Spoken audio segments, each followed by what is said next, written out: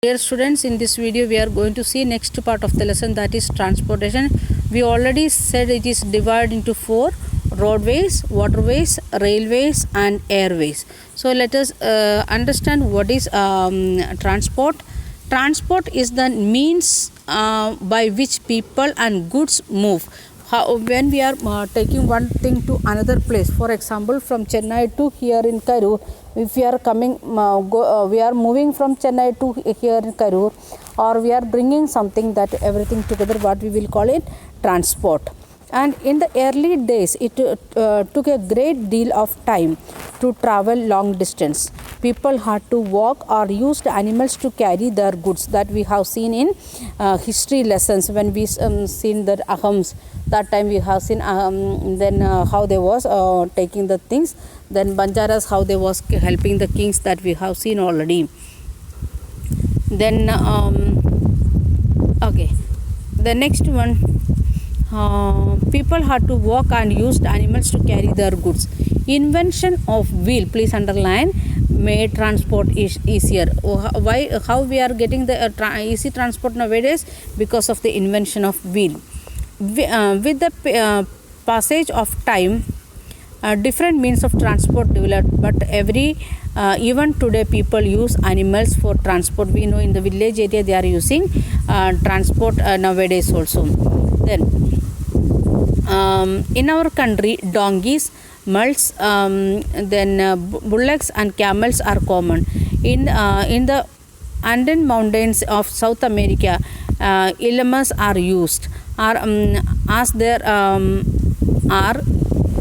are yaks in Tibet. And early traders from other countries used to take several months to reach India. They took either the sea route or the land route. Aeroplane had made travel faster nowadays, that we know. Now it takes only 6 to 8 hours to travel from India to Europe. Modern means of transport thus saves time and energy. Then we can see there are several national and state highways in India.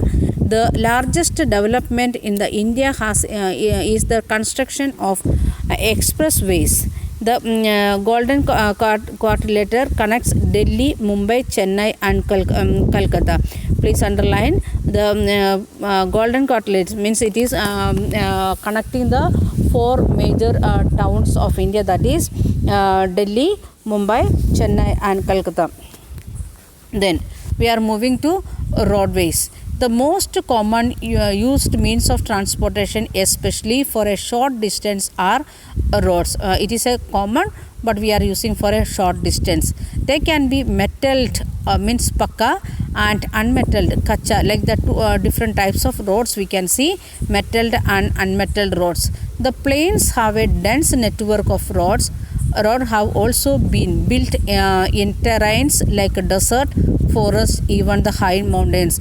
In the plain area, northern plain, or in the plateau area, we can see very dense what we can say road construction. But when we are moving to forest area, desert area, it is very less, but we have already made. Manali Leh highway in Himalayan mountains is the one of the highest roadways in the world. In the world, which one is the highest roadway? That is Manali Leh highway from Himachal Pradesh to where it is to Jammu and Kashmir end part to Leh. Then roads built underground are called subways or underpaths.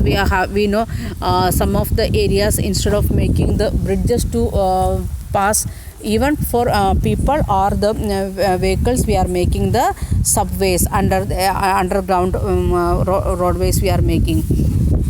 Then flyovers are built over the raised construction. So we are making the flyovers or subways to make the for vehicle as well as for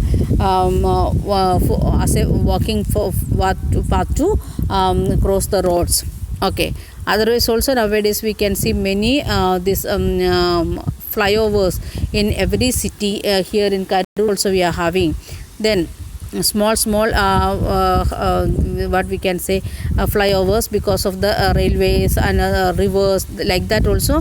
Otherwise also because of the density of the vehicles we are making the flyovers. Then comes the railways.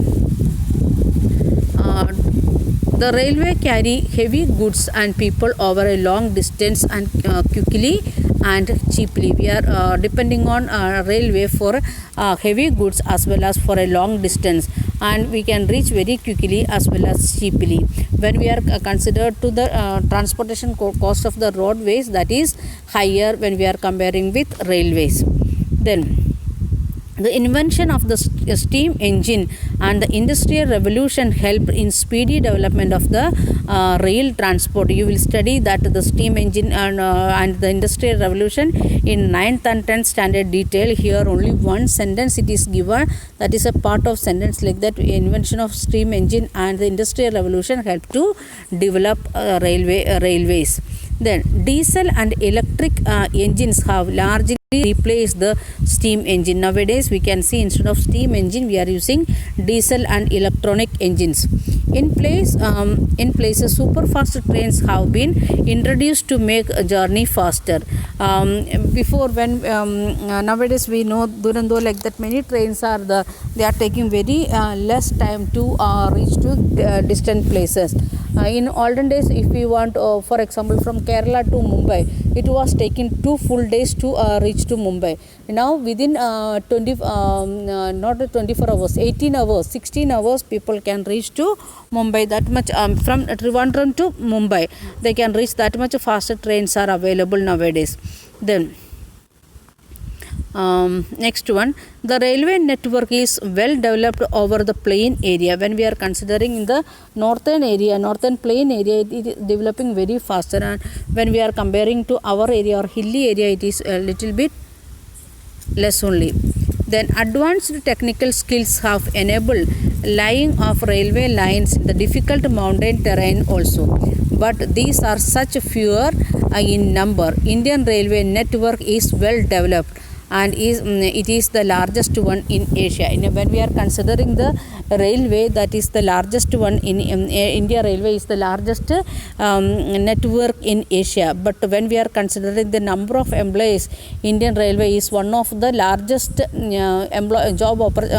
employment giving agency in the world. Then the train like Sing Sing in Lhasa runs at an altitude of 4,000 meter above in the sea level, and the highest point is 5,772 meters in the mountain railways. That is they are having the height of 4,000 meters above. Then comes, do you know, the Trans-Siberian Railway is the longest railway system connecting St. Petersburg in the western Russia to Vladivostok on the Pacific coast. That is the longest railway, where it is the what is the name of the Trans-Siberian Railway. Then comes the waterways. You have already learned that since early days waterways were used for transportation. We know Europeans also came to India through sea route. So in that much olden days, or it is not only 16th or 14th century, before itself we was using water transport. Waterways are the cheapest of carrying heavy and bulky goods over long distance. Not only for goods, even for our travel also waterways is the cheapest one.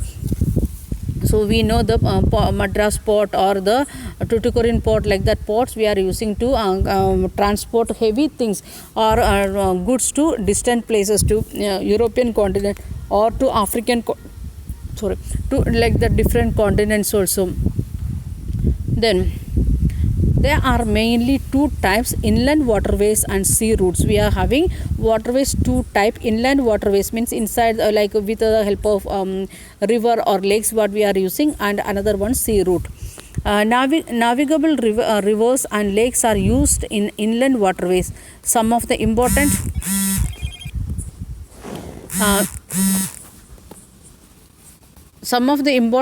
inland waterways are the Ganga Brahmaputra river system, the largest lake in North America, and the river Nile in Africa. Like that, many river systems and lake systems we are having for transportation purpose we are using, that is known as inland waterways. Then the sea routes and oceanic routes are mostly used for transporting merchandise and the goods from one country to another. For commerce purpose we are using the sea route or oceanic routes.